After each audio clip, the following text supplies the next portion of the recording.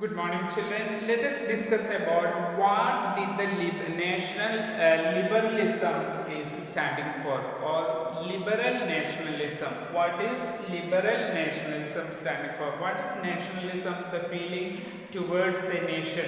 Okay, the attachment or the feeling towards a nation.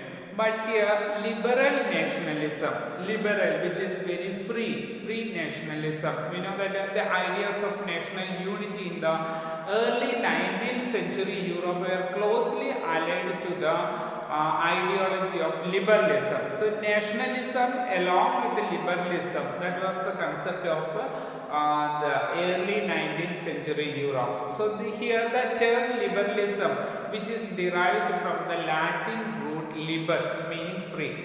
The word or the term liberalism originated from the Latin word or which Latin word liber, which means free. So for the new middle classes, we have studied already a middle class and educated middle class and working population emerged powerful in Europe. So here the new middle classes, liberalism stood for freedom for the individual and equality of before law. So for the middle class, what is liberalism?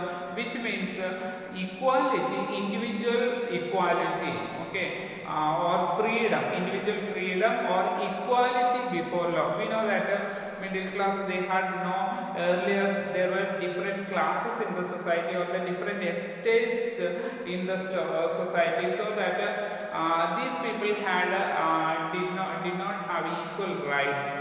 So here the middle class wanted equal rights before law and also individual freedom. That is called liberalism for the middle class. Politically, we know that this is the concept of the government, and since the French Revolution, liberalism stood for the end of autocracy and clerical privileges also.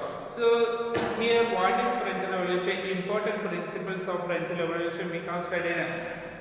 Freedom, equality, liberty. Okay, these were the important concept of French Revolution. So French Revolution, liberalism had stood for the end of autocracy. End of autocracy, which means autocracy is should be removed. That means powerful, a single ruler who has absolute powers like a monarch. And clerical privileges, which means the clerical privileges who got the clergy or the other people who were the noble people who by birth they were given some privileges or rights, and because of their being in the noble family or belonging to the noble family. Now these all, then the constitution and the representative government through parliament also. So in the French Revolution, this ideology also came out that a constitution should be prepared and a representative government. That means the government should be formed by the elected representatives. So people should have the right to elect and they can elect their own representatives. Those people, elected representatives, will rule the people or the government. So through the parliament this can be done, and this was the policy or principles emerged during the French Revolution. 19th century liberals also stressed the inviolability of private property. During this period, we know that earlier people did not own the private property. Common people had no right to own property. So now here they also are getting the right to private property also. So equality before law did not necessarily stand for universal suffrage. What is universal suffrage? The right to vote. It was denied to many of the people. We have studied that only the people who were paying the high rates of taxes were given the right to vote or adult suffrage. So here you will recall that revolutionary France, which marked the first political experiment in liberal democracy, the right to vote, and to get elected was granted exclusively to property owning men. There in France, who were given the opportunity to right to vote, only those who were paying the taxes to the high rate of taxes, those who are belonging to third estate, and others naturally those who were noble families, the the royal family or the noble groups were also got the right to vote. So men without property, those who had no property, and all women, they were excluded from political rights. They had no rights to vote also. Women and people do not have the property also. They were denied the right to vote. Only for a brief period under the Jacobins did all adult males enjoy suffrage. For a short period of time, we know that they created the Jacobin clubs.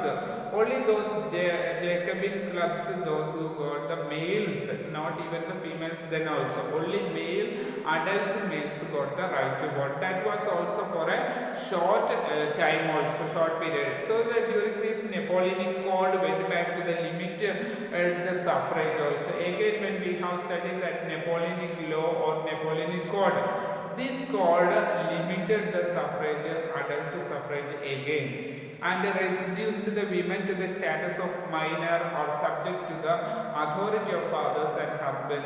Again, women had no right. They were considered the property of their husbands and fathers, so that they were denied the right to vote also. Throughout the 19th century and the early 20th centuries, women and non-propertied men, these people, so women and non-propertied men, these people, those who do not have the property males, they began to organize opposition movements demanding equal political rights. So women and non-propertied men, they also, non-propertied people also began to form organizations, and they began to oppose the government and started movements to get equal political rights. That means right to vote. So in the economic sphere, we know that liberalism stood for the freedom of markets, and the abolition of state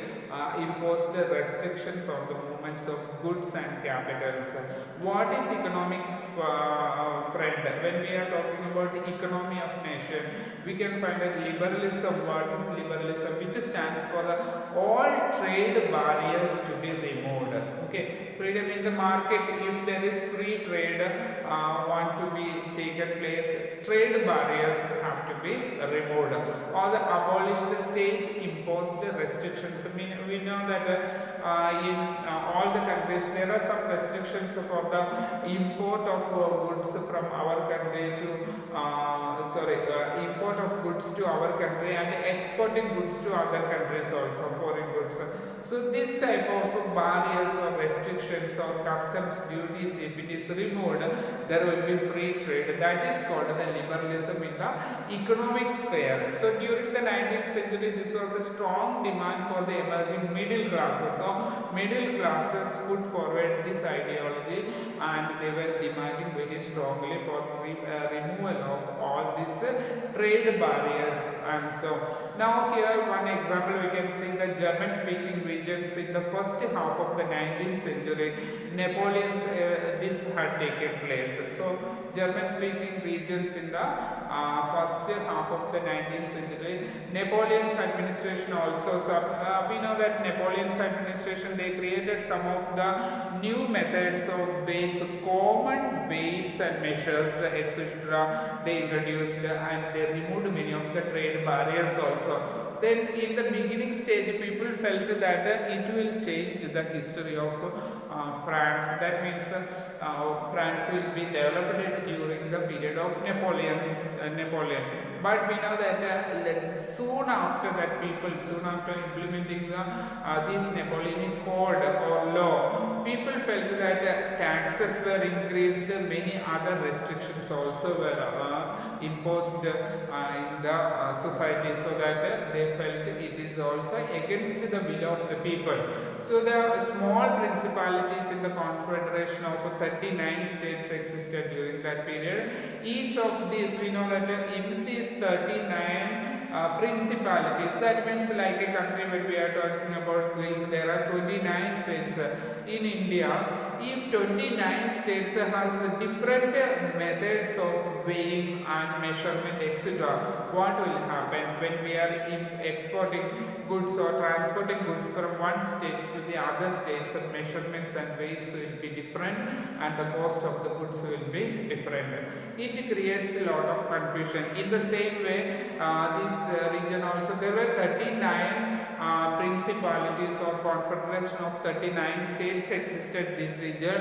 Each state had possessed its own currency. Suppose in India, every state has different currency. Is it possible to trade one nation India, but the 29 states have 29 different currencies? Is it possible the trade relation between the one state to the other? Like that, this region also we can find that there were different currencies. Each state had different their own currency. Their weights and measures also was different.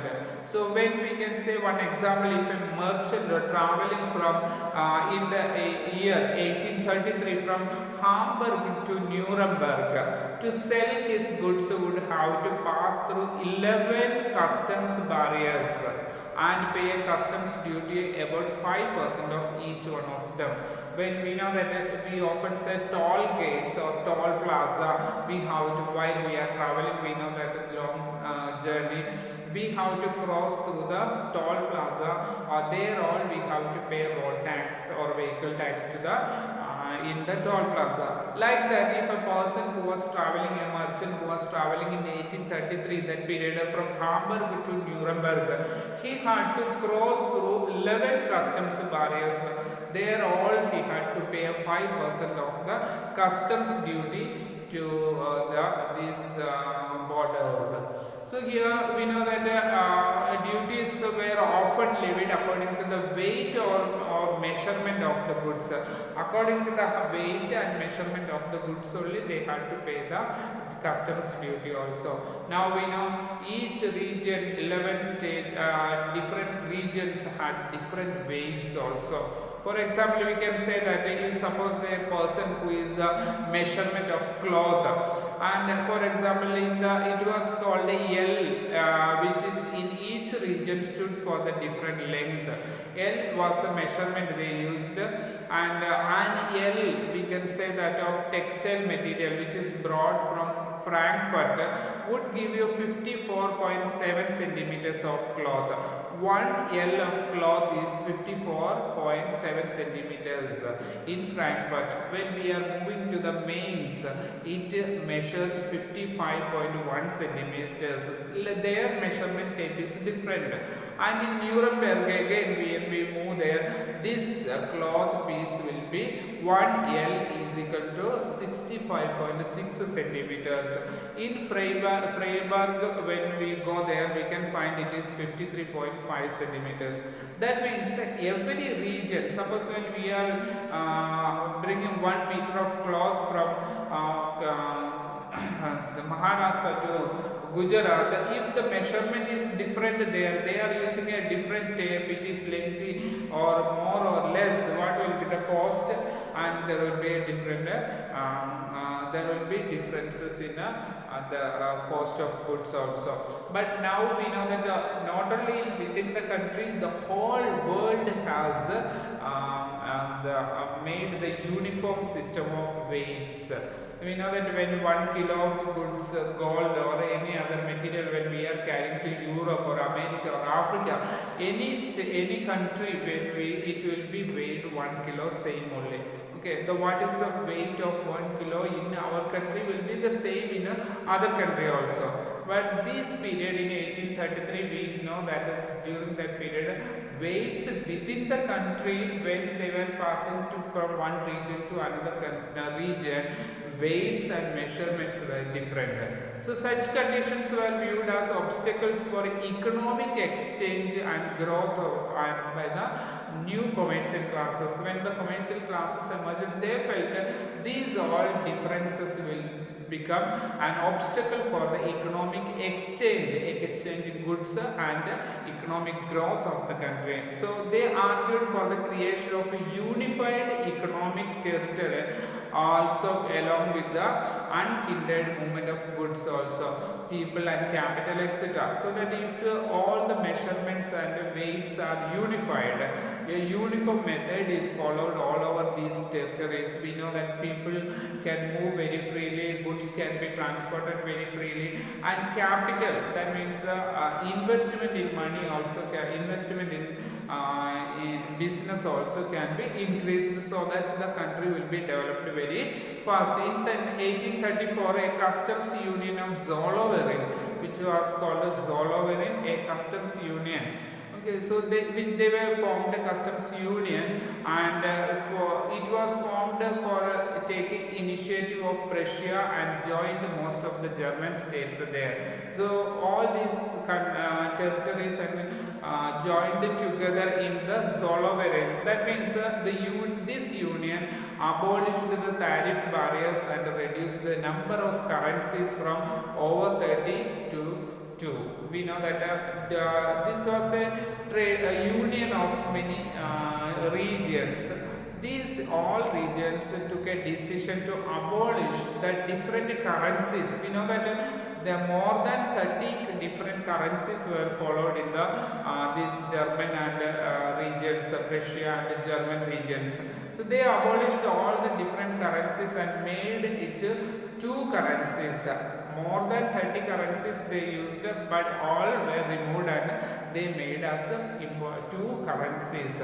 Also, some of the trade barriers were removed, so that the union also number of currencies were removed. Trade barriers also were avoided, or trade tariffs also. So free movement of goods was possible from this. This creation of new network of railways also further stimulated the mobility. That means when the railways were also introduced, goods were easy to transport from one region to the other region within the country and other parts of Europe also. This also caused, these all such kind of policies like the removal of trade barriers or tariffs and the introduction of railways, all this created the movement of national unification. So an economic nationalism strengthened the wider nationalistic sentiments growing at the same time, because of these different policies adopted by the rulers made the nationalistic feelings more in the minds of people. Tomorrow we will study a new conservation after 1815. What important incident took place in 1815.